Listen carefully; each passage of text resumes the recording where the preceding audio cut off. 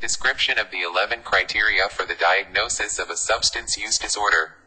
Regardless of the particular substance, the diagnosis of a substance use disorder is based upon a pathological set of behaviors related to the use of that substance. These behaviors fall into four main categories.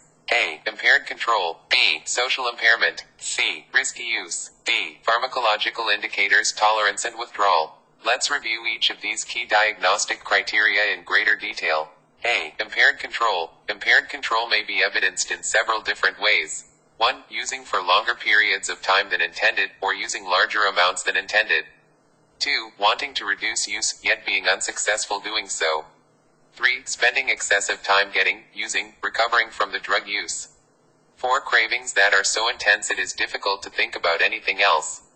B. Social impairment. You may recall our definition of addiction. Addiction is repeated involvement with a substance or activity, despite the substantial harm it now causes because that involvement was, and may continue to be pleasurable and or valuable. Social impairment is one type of substantial harm or consequence caused by the repeated use of a substance or an activity. 5. People may continue to use despite problems with work, school or family, social obligations. This might include repeated work absences, poor school performance, neglect of children, or failure to meet household responsibilities. 6. Addiction may also be indicated when someone continues substance use despite having interpersonal problems because of the substance use. This could include arguments with family members about the substance use, or losing important friendships because of continued use. 7. Important and meaningful social and recreational activities may be given up or reduced because of substance use. A person may spend less time with their family, or they may stop playing golf with their friends.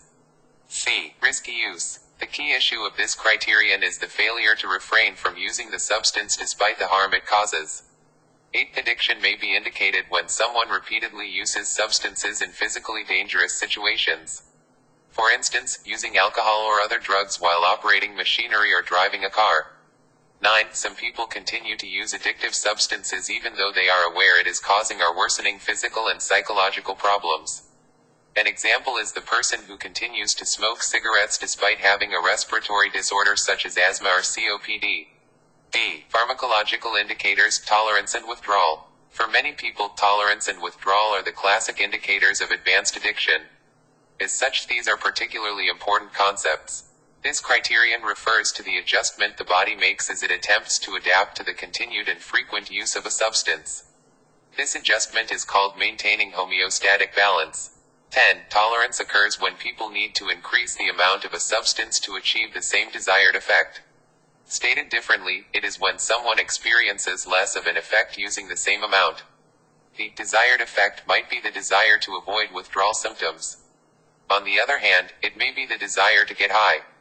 People experience tolerance differently, in other words, people vary in their sensitivities to different substances. Also, specific drugs will vary in terms of how quickly tolerance develops and the dose needed for tolerance to develop. 11. Withdrawal is the body's response to the abrupt cessation of a drug, once the body has developed a tolerance to it. The resulting cluster of symptoms, very unpleasant and sometimes fatal, is specific to each drug. We discuss these specific symptoms in each substance category. Although withdrawal is very unpleasant, it does not usually require medical assistance. However, withdrawal from some drugs can be fatal. Therefore, consult with a medical professional before attempting to stop drug use after a period of heavy and continuous use. This will ensure that quitting is as safe and comfortable as possible. If a person is experiencing withdrawal symptoms at the time they are being evaluated for treatment, they will be diagnosed with both substance use and substance withdrawal. A person needs to meet at least 2 of these criteria to be diagnosed with a substance use disorder. The severity of addiction is determined by the number of criteria met. For more details on substance use disorder, watch the following video.